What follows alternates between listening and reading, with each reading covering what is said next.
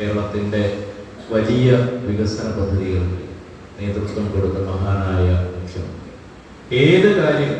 കേരളത്തിൽ നമ്മൾ എടുത്തു നോക്കിക്കോളും. ഏഴിമല നാവിക അക്കാദമി കെ കരുണാകരൻ,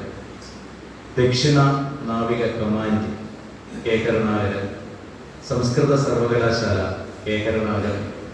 MG സർവകലാശാല കെ കരുണാകരൻ, ചലച്ചിത്ര വികസന കോർപ്പറേഷൻ കെ കരുണാകരൻ,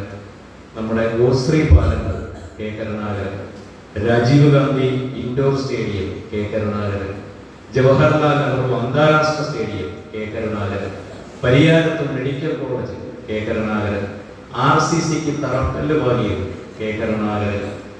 നെടുമ്പാശ്ശേരി അന്താരാഷ്ട്ര വിമാനത്താവളം കെ കരുണാകരൻ, കരിപ്പൂർ അന്താരാഷ്ട്ര വിമാനത്താവളത്തിന്റെ പ്രഖ്യാപനവും വികസനവും കെ കരുണാകരൻ, ആദ്യമായി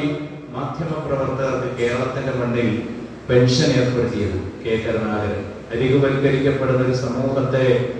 മുൻനിരയിലേക്ക് കൊണ്ടുവരാൻ ചരിത്രത്തിൽ ആദ്യമായി പട്ടികജാതി വികസന വകുപ്പ് ഏറ്റെടുത്ത മുഖ്യമന്ത്രിയുടെ പേര് ചോദിച്ചാൽ K Karunakaran, techno park K Karunakaran, Guruvayur റെയിൽപാത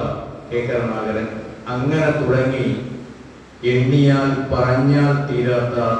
വികസന മാതൃകകൾ കേരളത്തിന് നൽകിയ, കേരളം കണ്ട